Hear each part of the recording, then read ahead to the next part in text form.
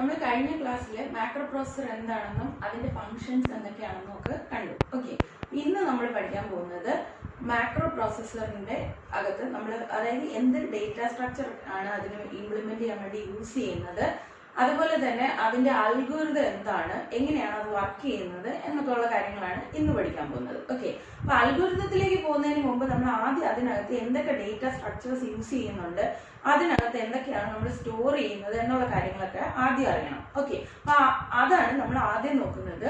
So macro പ്രോസസറിനകത്ത് നമ്മൾ main ആയിട്ട് 3 data structures ആണ് യൂസ് ചെയ്യുന്നത്. അതായത് ഡെഫ് ടാബ്, നാം ടാബ്, ആർക്ക് ടാബ്, ഇങ്ങനെ 3 ഡേറ്റ സ്ട്രക്ചേഴ്സ് ആണ് നമ്മൾ മെയിൻ ആയിട്ട് മാക്രോ പ്രോസസറിന്റെ ഇംപ്ലിമെന്റേഷന് വേണ്ടി യൂസ് ചെയ്യുന്നത്.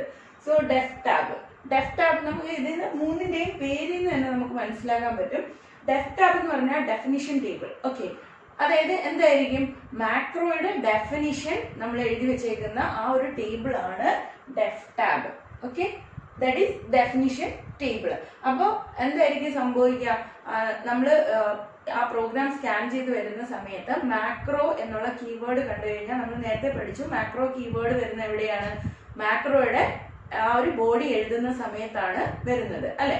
അപ്പൊ ആ ബോഡി വരുമ്പോൾ അതിനകത്ത് വരുന്ന സ്റ്റേറ്റ്മെന്റ്സ് എല്ലാം തന്നെ, അതായത് അതിന്റെ ബോഡിയിൽ എന്തൊക്കെയാണ് നമുക്ക് എക്സിക്യൂട്ട് ചെയ്യാനുള്ള ആ ഇൻസ്ട്രക്ഷൻസ് എല്ലാം തന്നെ നമ്മൾ എവിടേക്ക് സ്റ്റോർ ചെയ്യും, ഈ ഡെഫിനിഷൻ ടേബിളിലേക്ക് സ്റ്റോർ ചെയ്യും. ഓക്കെ, അപ്പൊ അതിനകത്ത് ചില മാറ്റങ്ങളൊക്കെ വരുത്തിയാണ് ഇതിലേക്ക് സ്റ്റോർ ചെയ്യുന്നത്. അതായത് കമന്റ്സ് ഒന്നും ഇതിനകത്തേക്ക് സ്റ്റോർ ചെയ്യത്തില്ല. അങ്ങനെ കുറച്ച് കാര്യങ്ങളുണ്ട്, അത് നമ്മൾ പോകുമ്പോൾ പഠിക്കും. ഓക്കെ, സോ എനിവേ ഡെഫിനിഷൻ ടേബിളിനകത്ത് എന്താണുള്ളത്, ഏതൊരു മാക്രോ ഡെഫിനിഷൻ കണ്ടാലും ആ മാക്രോയുടെ കറസ്പോണ്ടിങ് അതിന്റെ ബോഡിയിൽ എന്താണോ എഴുതിയിരിക്കുന്നത് അതിനെയാണ് നമ്മൾ ഈ ഡെഫ് ടാബിലേക്ക് ഇൻസേർട്ട് ചെയ്യുന്നത്. Okay, then second data structure is നാം ടാബ്. നാം tab means name table. Okay, so അപ്പം നമ്മൾ ഒരു ഡെഫിനിഷൻ ഇൻസേർട്ട് ചെയ്ത് കഴിഞ്ഞാൽ അതിലേക്ക് എത്തിച്ചേരാനുള്ള ഒരു വഴി വേണമല്ലോ. സോ അതാണ് നാം ടാബ് എന്ന് പറയുന്നത്. അതായത് നമ്മളിപ്പോ ഒരു മാക്രോ കണ്ടു കഴിഞ്ഞാൽ അതിന്റെ ഡെഫിനിഷൻ നമ്മൾ ഈ ഡെഫ് ടാബിലേക്ക് എഴുതും. അതുപോലെ തന്നെ ഏത് മാക്രോയാണ്, ആ മാക്രോയ്ക്ക് നമ്മളൊരു പേര് കൊടുത്തിട്ടുണ്ടായിരിക്കും. ആ പേര് അതിന്റെ കറസ്പോണ്ടിങ് ഈ ഡെഫ് ടാബിലേക്കുള്ള ലിങ്കും കൊടുക്കുന്നത് എവിടെയാണ്, നമ്മുടെ ഈ നാം ടാബിലാണ്. So this is also known as the index to the def tab. Okay, so അപ്പൊ ഈ ഡെഫ് ടാബിലേക്കുള്ള ഒരു ഇൻഡെക്സ് ആയിട്ടാണ് ഈ നാം ടാബ് ആക്ട് ചെയ്യുന്നത്. അപ്പൊ എവിടെയാണോ ഒരു മാക്രോ കോൾ വരുന്നത്, ഒരു മാക്രോ കോൾ ചെയ്ത് കഴിഞ്ഞാൽ ഉടനെ നേരെ പോയി നോക്കുന്നത് എവിടെയായിരിക്കും, ആദ്യം നോക്കുന്നത് ഈ നാം ടാബിനകത്തായിരിക്കും. ഇങ്ങനെ ഒരു മാക്രോ ഉണ്ടോ എന്ന് നോക്കും. സോ മാക്രോ ഉണ്ട് എങ്കിൽ അതിന്റെ കൂടെ തന്നെ ഇതിന്റെ ഡെഫിനിഷനിലേക്കുള്ള ഒരു പോയിന്റർ ഉണ്ടായിരിക്കും. ആ പോയിന്ററിൽ പോയിട്ട് അവിടെ നിന്നുള്ള ആ സീക്വൻസ് ഓഫ് സ്റ്റേറ്റ്മെന്റ്സിനെയാണ് കൊണ്ടുവന്ന് നമ്മുടെ മാക്രോ കോളിന് പകരം റീപ്ലേസ് ചെയ്യുന്നത്. ഓക്കെ, അതാണ് അവിടെ നടക്കുന്നത്. ദെൻ ഇനി മൂന്നാമത്തെ ഡേറ്റ സ്ട്രക്ചർ ആണ് ആർക്ക് ടാബ്. എന്തായിരിക്കും, argument table. Okay, so argument ടേബിളിൽ എന്തായിരിക്കും വരിക, നമ്മൾ മാക്രോയ്ക്കകത്ത് നമ്മൾ നേരത്തെ എഴുതിയപ്പോൾ കണ്ടായിരുന്നു, മാക്രോയിൽ നമ്മൾ ആർഗ്യുമെന്റ്സ് ഒക്കെ പാസ് ചെയ്യുന്നുണ്ട് അല്ലെ. അപ്പൊ ആ ആർഗ്യുമെന്റ്സിന്റെ ലിസ്റ്റ് ആണ് എവിടെ ഉണ്ടാവുക, നമ്മുടെ ആർക്ക് ടാബിനകത്ത് ഉണ്ടാവുന്നത്. ഓക്കെ, സോ അപ്പൊ ഇങ്ങനെ 3 ഡേറ്റ സ്ട്രക്ചേഴ്സ് ആണ് നമ്മൾ മെയിൻ ആയിട്ട് യൂസ് ചെയ്യുന്നത്. ഓക്കെ, ഇപ്പൊ ഫോർ എക്സാമ്പിൾ നമ്മളിപ്പം പ്രീവിയസ്ലി ഞാൻ എഴുതിയ ആ ഒരു പ്രോഗ്രാമിനെ ബേസ് ചെയ്തിട്ടാണ് ഞാൻ പറയാൻ പോകുന്നത്. സോ അപ്പൊ അവിടെ നമ്മൾ ഇങ്ങനെയാണ് എഴുതിയത്, RD ബഫർ മാക്രോ, ഇവിടെ 1-2 ആർഗ്യുമെന്റ്സ് ഇൻ ഡിവൈസ് എന്നൊക്കെ പറഞ്ഞിട്ട് നമ്മൾ 1-2 ആർഗ്യുമെന്റ്സ് കൊടുത്തിട്ടുണ്ടായിരുന്നു. ദെൻ ഇവിടെ എൻഡ് മാക്രോ എൻഡ് ചെയ്തു എന്ന് കാണിക്കാൻ വേണ്ടി ഇതിനുള്ളിലാണ് നമ്മുടെ സീക്വൻസ് ഓഫ് കോഡ്സ് ഉള്ളത്. ഓക്കെ, സോ അപ്പൊ ഇങ്ങനെ ഒരു ഇൻസ്ട്രക്ഷൻ എൻകൗണ്ടർ ചെയ്ത് കഴിഞ്ഞാൽ ഉടനെ എന്തായിരിക്കും സംഭവിക്കുക, ഉടനെ ഇവിടെ ഈ ഡെഫ് ടാബും നാം ടാബും അപ്ഡേറ്റ് ആവും. ഓക്കെ, ആദ്യം നമ്മൾ നാം ടാബ് എടുക്കുന്നു. ഇതിപ്പോ നാം ടാബ് ആണെന്ന് വിചാരിക്കാം. ദെൻ അതിന് കറസ്പോണ്ടിങ് ആയിട്ട് തന്നെ ഡെഫ് ടാബ് ആണ് ആദ്യം ക്രിയേറ്റ് ചെയ്യുന്നത്.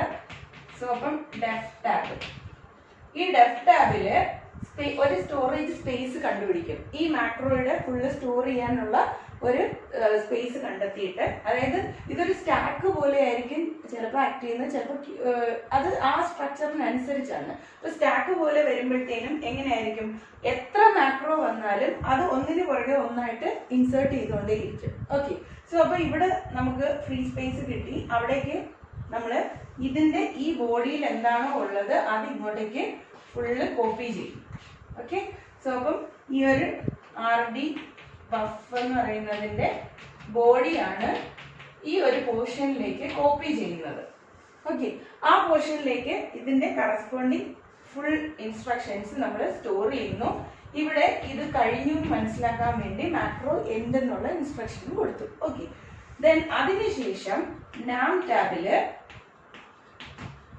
ഇപ്പൊ നമ്മൾ ഡെഫ് ടാബിലേക്ക് ഇൻസേർട്ട് ചെയ്ത മാക്രോയുടെ ഡീറ്റെയിൽസ് നമ്മൾ നാം ടാബിലേക്ക് എൻ്റർ ചെയ്യണം. സോ ആ നാം ടാബിനകത്ത് നമ്മൾ RD ബഫ് എന്ന് ഇൻസേർട്ട് ചെയ്തു. അപ്പൊ ഇതിനകത്ത് എന്തുമാത്രം മാക്രോസ് നമ്മുടെ പ്രോഗ്രാമിനകത്തുണ്ടോ അതിന്റെ എല്ലാം കറസ്പോണ്ടിങ് ആയിട്ടുള്ള നാം ടാബ് ആയിരിക്കും ഇത്. അതായത് അതിന്റെ എല്ലാം കറസ്പോണ്ടിങ് ആയിട്ടുള്ള നെയിംസ് ഇതിൻ്റെ അകത്ത് ഉണ്ടായിരിക്കും. ഈ നെയിമിന്റെ കൂടെ തന്നെ ഒരു 2 പോയിന്റേഴ്സ് ആണ് ഉള്ളത്. ഓക്കെ, 2 പോയിന്റേഴ്സ് ഉണ്ടായിരിക്കും. ഫസ്റ്റ് പോയിന്റർ പോയിന്റ് ചെയ്യുന്നത് ഇതിന്റെ ഡെഫിനിഷന്റെ സ്റ്റാർട്ടിംഗ് അഡ്രസ്സിലേക്കായിരിക്കും. സെക്കൻഡ് പോയിന്റർ പോയിന്റ് ചെയ്യുന്നത് അതിന്റെ ഡെഫിനിഷന്റെ എൻഡിങ് അഡ്രസ്സിലേക്കായിരിക്കും.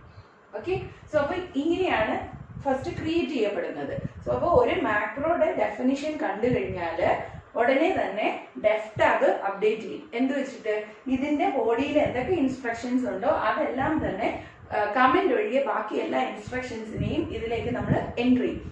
എൻട്രി ചെയ്തതിന് ശേഷം ഈ സ്റ്റാർട്ടിംഗ് അഡ്രസ്സും ഈ എൻഡിങ് അഡ്രസ്സും കൂടി ചേർത്ത് ആ മാക്രോയുടെ പേര് നാം ടാബിലേക്ക് അപ്ഡേറ്റ് ചെയ്യും. ഓക്കെ, ദെൻ അതോടൊപ്പം തന്നെ മാക്രോയുടെ കോൾ വരുന്ന സമയത്ത് മാക്രോയുടെ കോൾ ഇവിടെയാണ് വരുന്നതെന്ന് വിചാരിക്കുക. RD ബഫ് F1, നമ്മൾ ഒരു 3 ആർഗ്യുമെന്റ്സ് ഇവിടെ കൊടുത്തിട്ടുണ്ടായിരുന്നു അല്ലെ. അപ്പൊ ആ ആർഗ്യുമെന്റ്സ് ആണ് ഈ arg ടാബിനകത്ത് ക്രിയേറ്റ് ചെയ്യുന്നത്. So arg ടാബിനകത്ത് F1 buffer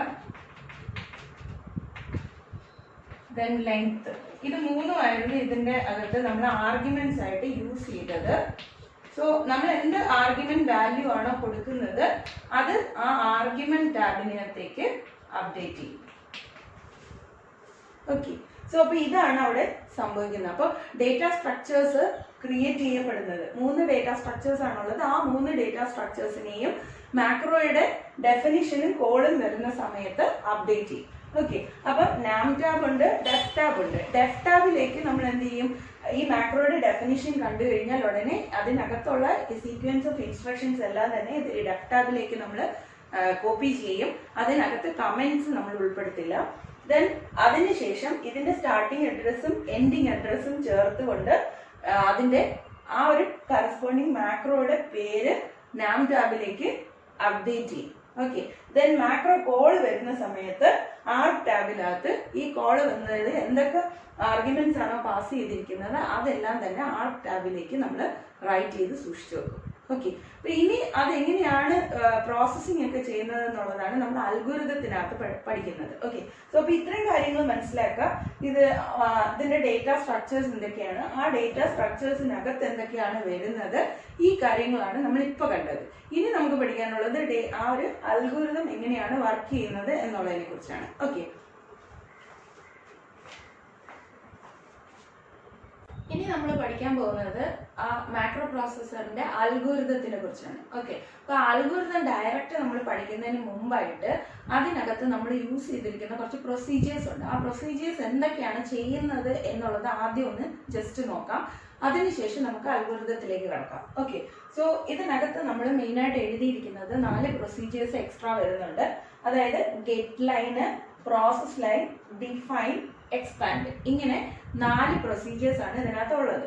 so അതിനകത്ത് ഗെറ്റ് ലൈൻ എന്ന് പറയുന്ന പ്രൊസീജിയർ ചെയ്യുന്നത് എന്താണെന്ന് വെച്ചാൽ ഡെഫ് ടാബിനകത്ത് നമ്മൾ ഓൾറെഡി എന്താണ് മാക്രോയുടെ ഡെഫിനിഷൻസ് എഴുതിയിട്ടുണ്ടെന്ന് വിചാരിക്കാം.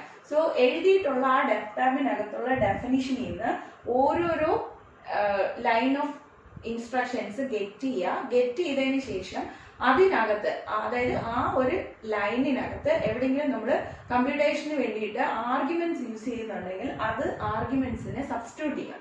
ഇതാണ് ഈ ഒരു ഗെറ്റ് ലൈൻ എന്ന് പറയുന്ന പ്രൊസീജിയറിനകത്ത് ചെയ്യുന്നത്. സോ എന്താ ചെയ്യുന്നത്, ഗെറ്റ് ലൈൻ ചെയ്യുന്നതെന്ന് പറഞ്ഞു കഴിഞ്ഞാൽ ഡെഫ് ടാബിനകത്തുനിന്ന് അറ്റ് എ ടൈം ഒരു ലൈൻ ഓഫ് ടെക്സ്റ്റ് എടുത്തോണ്ട് വന്നിട്ട് ആ ഇൻസ്ട്രക്ഷനകത്ത് നമ്മൾ ആർഗ്യുമെന്റ്സ് യൂസ് ചെയ്തിട്ടുണ്ടെങ്കിൽ ആ ആർഗ്യുമെന്റ്സ് വാല്യൂ വെച്ച് സബ്സ്റ്റിറ്റ്യൂട്ട് ചെയ്യും. ഓക്കെ, ദെൻ രണ്ടാമത്തത് പ്രോസസ് ലൈൻ. പ്രോസസ് ലൈൻ എന്ന് പറയുന്ന ഈ ഒരു പ്രൊസീജിയർ ചെയ്യുന്നത് എന്താണെന്ന് വെച്ചാൽ നാം ടാബിനകത്ത് നമ്മുടെ ഈ ഒരു പെർട്ടിക്കുലർ നെയിം ഉണ്ടോ ഇല്ലയോ എന്ന് സെർച്ച് ചെയ്യും. ഓക്കെ, നമ്മൾ കൊടുക്കുന്ന ആ ഒരു ലേബൽ നെയിം നാം ടാഗിനകത്ത് ഉണ്ടോ എന്ന് സെർച്ച് ചെയ്യും.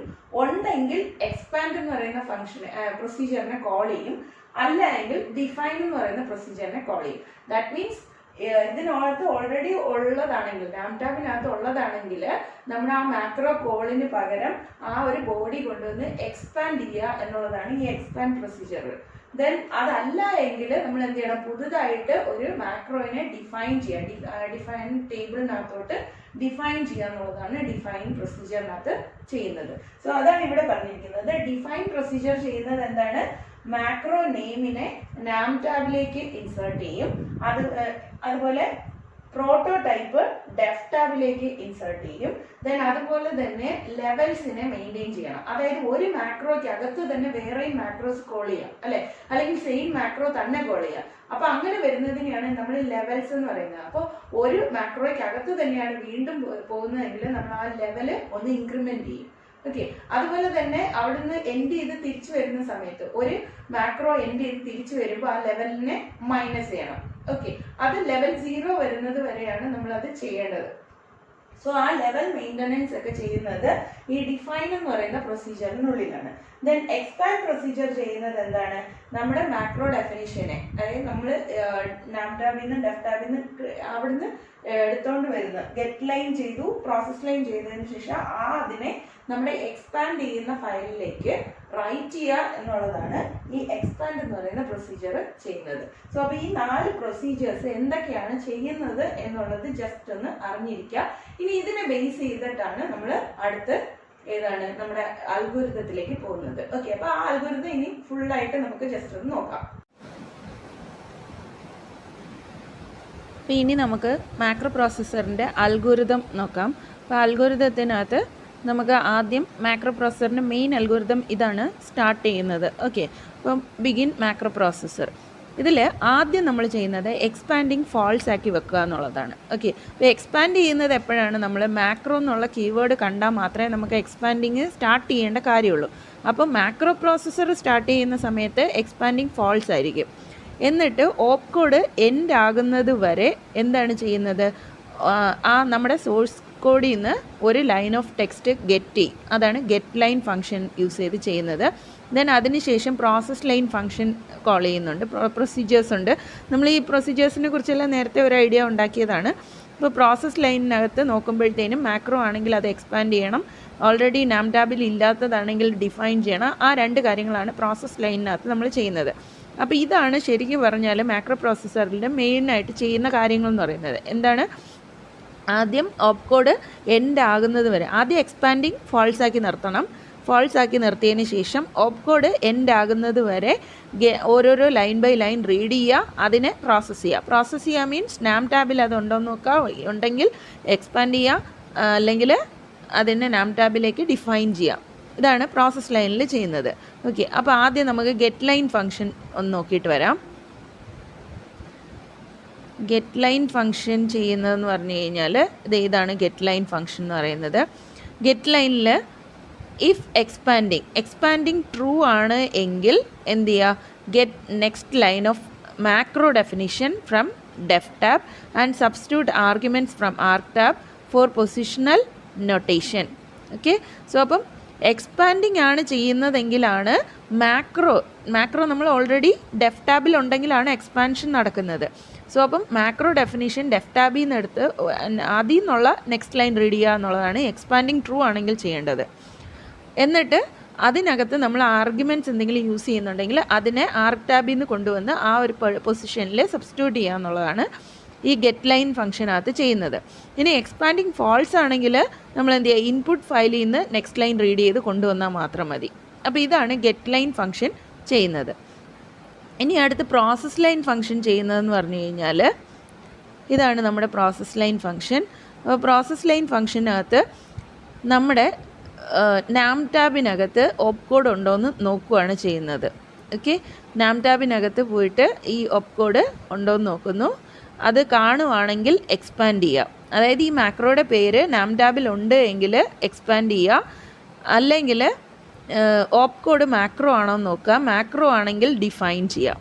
ഓക്കെ, അപ്പോൾ ഓപ്പ് കോഡിൽ നമുക്ക് മാക്രോയുടെ പേര് വരിക എന്ന് പറഞ്ഞു കഴിഞ്ഞാൽ അതിൻ്റെ മീനിങ് എന്ന് പറഞ്ഞാൽ നമ്മൾ ആ മാക്രോയെ കോൾ ചെയ്യുവാണ്. അപ്പം മാക്രോയെ കോൾ ചെയ്യുവാണെങ്കിൽ നമ്മൾ എന്താ ചെയ്യേണ്ടത്? ഡെഫ് ടാബിൽ ഓൾറെഡി അതിൻ്റെ ഡെഫിനിഷൻ ഉണ്ടാവും. അപ്പോൾ അതിനെ കൊണ്ടുവന്ന് ഇവിടെ റീപ്ലേസ് ചെയ്യുക എന്നുള്ളതാണ്. അപ്പോൾ അതാണ് ആ എക്സ്പാൻഷൻ എന്ന് പറയുന്നത്. സോ അങ്ങനെയാണെങ്കിൽ എക്സ്പാൻഡ് എന്നുള്ള പ്രൊസീജിയറിന് വേണം കോൾ ചെയ്യാനായിട്ട്. അതല്ലെങ്കിൽ ഓപ്പ് കോഡ് മാക്രോ ആണോ എന്ന് നോക്കുക. മാക്രോ ആണ് എങ്കിൽ ഇത് പുതിയൊരു മാക്രോ ഡെഫിനിഷനാണ്. സോ അപ്പോൾ അതിനെ എന്ത് ചെയ്യണം? ഡെഫ് ടാബിലേക്ക് ഡിഫൈൻ ചെയ്യണം, നാം ടാബിലേക്കും കയറ്റണം. അതാണ് ഈ എൽസ് കണ്ടീഷനിൽ വരുന്നത്. ഇതൊന്നും അല്ല എങ്കിൽ എന്ത് ചെയ്യുക? ആ സോഴ്സ് ലൈനിനെ ജസ്റ്റ് എക്സ്പാൻഡഡ് ഫയലിനകത്തോട്ട് റൈറ്റ് ചെയ്യാം. ഓക്കെ, സോ അപ്പം പ്രോസസ് ലൈനിനകത്ത് ആദ്യം എന്താണ് വരുന്നത്? ഓപ്പ് കോഡ് നാം ടാബിൽ ഉണ്ടോ എന്ന് നോക്കുക. ഓപ്പ് കോഡ് നാം ടാബിൽ ഉണ്ട് എങ്കിൽ അത് മാക്രോ കോൾ ആയിരിക്കും. മാക്രോ കോൾ ആണ് എങ്കിൽ അതിനെ എക്സ്പാൻഡ് എന്ന് പറയുന്ന പ്രൊസീജിയർ കോൾ ചെയ്യുക, അതായത് എക്സ്പാൻഡ് ചെയ്യാൻ കൊടുക്കുക. അല്ല എങ്കിൽ ഓപ്പ് കോഡ് മാക്രോ ആണോ എന്ന് നോക്കുക. മാക്രോ ആണ് എങ്കിൽ നമ്മൾ പുതുതായിട്ടൊരു മാക്രോ ഡെഫിനിഷൻ ആയിരിക്കും വന്നേക്കുന്നത്, അതിനെ നമ്മൾ ഡിഫൈൻ ചെയ്യണം. ഓക്കെ, എങ്ങോട്ടേക്കാണ് ഡിഫൈൻ ചെയ്യുന്നത്? നാം ടാബിലേക്ക് നെയിം ആഡ് ചെയ്യണം, അതുപോലെ തന്നെ ഡെഫ് ടാബിലേക്ക് ഇതിൻ്റെ ഡെഫിനിഷൻ ആഡ് ചെയ്യണം. അതാണ് ആ ഡിഫൈൻ ഫംഗ്ഷനകത്ത് ചെയ്യുന്നത്. ഇതൊന്നും അല്ല എങ്കിൽ നമ്മൾ ഈ റീഡ് ചെയ്ത സോഴ്സ് ലൈനിനെ എക്സ്പാൻഡ് ചെയ്യുന്ന ഫയലിലേക്ക് അങ്ങ് റൈറ്റ് ചെയ്താൽ മാത്രം മതി. അപ്പോൾ അതാണ് പ്രോസസ് ലൈനിനകത്ത് നമ്മൾ ചെയ്യുന്നത്. ഓക്കെ, സോ അപ്പം ഗെറ്റ് ലൈനായി, പ്രോസസ് ലൈനായി. ഇനി ഡിഫൈൻ ഫംഗ്ഷനകത്ത് എന്താണ് ചെയ്യുന്നതെന്ന് നോക്കുക. ഡിഫൈൻ ഫംഗ്ഷനകത്തെന്ന് പറഞ്ഞു കഴിഞ്ഞാൽ നമ്മൾ ആദ്യം നാം ടാബിലേക്ക് മാക്രോയുടെ പേര് എൻ്റർ ചെയ്യും. എന്നിട്ട് മാക്രോയുടെ പ്രോട്ടോടൈപ്പ് ഡെഫ് ടാബിലേക്ക് എൻ്റർ ചെയ്യണം. അപ്പോൾ നാം ടാബിലേക്ക് മാക്രോയുടെ നെയിം എൻ്റർ ചെയ്യുക. ഡിഫൈൻ എന്ന് പറയുമ്പോൾ എന്താണ്? പുതുതായിട്ട് ഒരു മാക്രോ ഡെഫിനിഷൻ കണ്ടതാണ്. അപ്പോൾ നമ്മൾ എന്ത് ചെയ്യണം? നമ്മുടെ ഡെഫ് ടാബിലും നാം ടാബിലും അപ്ഡേറ്റ് ചെയ്യണം. അപ്പോൾ മാക്രോയുടെ പേര് നാം ടാബിലേക്ക് നമ്മൾ കൊടുക്കുന്നു, ആ മാക്രോയുടെ പ്രോട്ടോടൈപ്പ് ഡെഫ് ടാബിലേക്ക് കൊടുക്കുന്നു. ദെൻ ലെവൽ മെയിൻറ്റെയിൻ ചെയ്യണം. ലെവൽ ആദ്യം ഫസ്റ്റ് ഒന്നായിട്ട് സെറ്റ് ചെയ്തു. Okay, first level of macro എക്സ്പാൻഷനാണ് ഈ വരുന്നത് എന്നുള്ളതാണ് കാണിച്ചിരിക്കുന്നത്. ഇനി ലെവൽ ഗ്രേറ്റർ ദാൻ 0 ആകുന്നത് വരെ ഈ പ്രോസസ്സ് കണ്ടിന്യൂ ചെയ്യണം എന്നാണ് പറഞ്ഞത്. അതൊരു ലൂപ്പിലേക്ക് കൊടുക്കുകയാണ്. ഗെറ്റ് ലൈൻ ചെയ്യുക. ഓക്കെ, അതായത് അടുത്ത ലൈന് റീഡ് ചെയ്യുക. റീഡ് ചെയ്യുമ്പോൾ അത് കമൻറ്റ് ലൈൻ അല്ല എങ്കിൽ അതിനകത്ത് എന്തെങ്കിലും പാരാമീറ്റേഴ്സ് സബ്സ്റ്റിറ്റ്യൂട്ട് ചെയ്യണമെങ്കിൽ അത് സബ്സ്റ്റിറ്റ്യൂട്ട് ചെയ്തതിന് ശേഷം ഡെഫ് ടാബിലേക്ക് എൻ്റർ ചെയ്യാം. ഓക്കെ, കമൻറ്റ് ലൈൻ അല്ല എങ്കിൽ നമ്മൾ ഡെഫ് ടാബിലേക്കാണ് എൻ്റർ ചെയ്യാൻ പോകുന്നത്. ഡെഫ് ടാബിലേക്ക് എൻ്റർ ചെയ്യുന്നതിന് മുമ്പായിട്ട് എന്തെങ്കിലും പൊസിഷണൽ നൊട്ടേഷനോ അല്ലെങ്കിൽ പാരാമീറ്റേഴ്സോ ഒക്കെ സബ്സ്റ്റിറ്റ്യൂട്ട് ചെയ്യാനുണ്ടെങ്കിൽ അത് സബ്സ്റ്റിറ്റ്യൂട്ട് ചെയ്തതിന് ശേഷം ഡെഫ് ടാബിലേക്ക് എൻ്റർ ചെയ്യാം. ഇനി ഇൻ കേസ് നമ്മൾ റീഡ് ചെയ്ത ആ ഒരു ലൈൻ ഓഫ് ടെക്സ്റ്റിനകത്ത് ഓപ്പ് കോഡ് മാക്രോ ആണോ എന്ന് നോക്കുക. മാക്രോ ആണ് എങ്കിൽ ലെവൽ +1 ആക്കുക. ലെവൽ ഒന്ന് കൂട്ടുക. അതായത് ഒരു മാക്രോയ്ക്കകത്ത് വീണ്ടും ഒരു മാക്രോ വന്നു എന്നുള്ളതാണ് ആ ലെവൽ കൊണ്ട് കാണിക്കുന്നത്. അതല്ല എങ്കിൽ ഓപ്പ് കോഡ് എൻഡ് ആണോ എന്ന് നോക്കുക. അതായത് മാക്രോ എൻഡ് ചെയ്തതാണോ എന്ന് നോക്കുക. എൻഡാണ് ചെയ്തിരിക്കുന്നതെങ്കിൽ ലെവൽ ഒന്ന് കുറയ്ക്കുക. ഓക്കെ, സോ അപ്പം ഓപ്പ് കോഡ് വീണ്ടും, അതായത് ഒരു മാക്രോയ്ക്കകത്ത് വീണ്ടും ഒരു മാക്രോ ആണ് വരുന്നതെങ്കിൽ നമ്മൾ ലെവൽ ഒന്ന് ഇൻക്രിമെൻറ്റ് ചെയ്യണം. ഒരു മാക്രോയ്ക്കകത്തു നിന്ന് അല്ലെങ്കിൽ ഏതൊരു മാക്രോയിലാണെങ്കിൽ എൻഡ് കണ്ടു കഴിഞ്ഞാൽ ഒരു മാക്രോ തീർന്നു എന്നുള്ളത്, തീരുമ്പോൾ ലെവൽ നമ്മളൊന്ന് കുറയ്ക്കണം. അതാണ് ഈ ഒരു ലെവൽ മെയിൻ്റനൻസിനകത്ത് നമ്മൾ ചെയ്യുന്നത്. ഇത് ലെവൽ ഗ്രേറ്റർ ദാൻ 0 ആകുന്നത് വരെ നമ്മൾ ഈ പ്രോസസ്സ് റിപ്പീറ്റ് ചെയ്തുകൊണ്ടിരിക്കും. എന്നിട്ട് നാം ടാബിലേക്ക് ബിഗിനിങ് ആൻഡ് എൻഡ് നമ്മൾ ഡിഫൈൻ ടേബിൾ ഡെഫ് ടാബിനകത്തോട്ട് നമ്മൾ ഇതിൻ്റെ ഈ ലൈൻ ഓഫ് ടെക്സ്റ്റ് എല്ലാം തന്നെ നമ്മൾ സബ്സ്റ്റിറ്റ്യൂട്ട് ചെയ്യുകയാണ് അല്ലേ, അതിലേക്ക് നമ്മൾ എൻ്റർ ചെയ്യുന്നുണ്ട്. സോ ആ എൻ്റർ ചെയ്ത പോയിൻറ്റേഴ്സിൻ്റെ, അതായത് ബിഗിനിങ് പോയിൻ്ററും എൻഡിങ് പോയിൻ്ററും നമ്മൾ നാം ടാബിലേക്ക് സ്റ്റോർ ചെയ്യുക. നമ്മൾ നേരത്തെ നാം ടാബ് പഠിച്ചതാണ്. അതിനകത്ത് മാക്രോയുടെ പേരും കാണും. അതോടൊപ്പം തന്നെ ഡെഫ് ടാബിൽ അതിൻ്റെ സ്റ്റാർട്ടിങ് അഡ്രസ്സ് എവിടെയാണ്, അതിൻ്റെ എൻഡിങ് അഡ്രസ്സ് എവിടെയാണ് എന്നുള്ള 2 പോയിൻറ്റേഴ്സും അതിനകത്ത് വരുമെന്ന് പറഞ്ഞു. അപ്പോൾ ഡിഫൈൻ ചെയ്യുമ്പോൾ ഈ 2 കാര്യങ്ങളാണ് നമ്മൾ കൊടുക്കുന്നത്. ഓക്കെ, അപ്പോൾ ഡിഫൈൻ ചെയ്യുമ്പോൾ എന്താ നോക്കേണ്ടത്? ആദ്യം മാക്രോ നെയിമിനെ നാം ടാബിലേക്ക് എൻ്റർ ചെയ്യുന്നു, മാക്രോയുടെ പ്രോട്ടോടൈപ്പ് ഡെഫ് ടാബിലേക്ക് എൻ്റർ ചെയ്യുന്നു, ലെവൽ 1 ആക്കുന്നു. ദെൻ ലെവൽ ഗ്രേറ്റർ ദാൻ 0 ആയിരിക്കുന്നത് വരെ നമ്മൾ ഈ താഴെ പറയുന്ന പ്രോസസ്സ് റിപ്പീറ്റ് ചെയ്യുന്നു. അതിലെന്താ ചെയ്യുന്നത്? Line of text get line call ചെയ്യുന്നു. ഗെറ്റ് ലൈൻ കോൾ ചെയ്യുമ്പോഴത്തേനും അവിടെ എന്താ നടക്കുക? മാക്രോ കീവേഡ് ആണെങ്കിൽ നമ്മൾ ഡെഫ് ടാബിനകത്തു നിന്ന് എടുത്തുകൊണ്ട് വരണം. ആ ഒരു രീതിയിൽ ആ ഗെറ്റ് ലൈൻ പ്രോസസ്സ് ചെയ്യുന്നു. ദെൻ അത് കമൻറ്റ് ലൈൻ അല്ല എങ്കിൽ എന്ത് ചെയ്യണം, പൊസിഷണൽ നൊട്ടേഷൻസ് അല്ലെങ്കിൽ പാരാമീറ്റേഴ്സ് സബ്സ്റ്റിറ്റ്യൂട്ട് ചെയ്തിട്ട് ആ ലൈനിനെ നമ്മൾ ഡെഫ് ടാബിലേക്ക് എൻ്റർ ചെയ്യണം. ദെൻ റീഡ് ചെയ്ത ആ ലൈൻ ഓഫ് ടെക്സ്റ്റിനകത്ത് ഓപ്പ് കോഡ് മാക്രോ ആണ് എങ്കിൽ ലെവൽ ഒന്ന് ഇൻക്രിമെൻറ്റ് ചെയ്യുക, എംഎൻഡ് ആണെങ്കിൽ ലെവൽ ഒന്ന് ഡിക്രിമെൻറ്റ് ചെയ്യുക. ദെൻ അതിനുശേഷം ഈ നാം ടാബിലേക്ക് പോയിൻറ്റേഴ്സിനെ സ്റ്റോർ ചെയ്യുക. എന്ത് പോയിൻറ്റേഴ്സ്? ഡെഫ് ടാബിനകത്ത് നമ്മൾ ഡിഫൈൻ ചെയ്തിരിക്കുന്ന സ്റ്റാർട്ടിങ് ആൻഡ് എൻഡിങ് എവിടെയാണോ വന്നേക്കുന്നത് ആ പോയിൻറ്റേഴ്സിനെ നമ്മൾ നാം ടാബിലേക്ക് കൊടുക്കുക. അതാണ് ഡിഫൈൻ എന്ന് പറയുന്ന പ്രൊസീജിയറിൽ ചെയ്യുന്നത്. അടുത്തത് എക്സ്പാൻഡ് പ്രൊസീജിയറാണ്. എക്സ്പാൻഡ് പ്രൊസീജിയർ എന്ന് പറയുമ്പോഴത്തേനും നമ്മൾ മാക്രോ കോള് കണ്ടു കഴിയുമ്പോഴത്തേനും എക്സ്പാൻഡ് ചെയ്യാനുള്ളതാണ്. അപ്പോഴാണ് നമ്മൾ എന്ത് ചെയ്യുന്നത്, എക്സ്പാൻഡിങ് എന്ന് പറയുന്ന ഫ്ലാഗിനെ നമ്മൾ ട്രൂ ആയിട്ട് സെറ്റ് ചെയ്തു.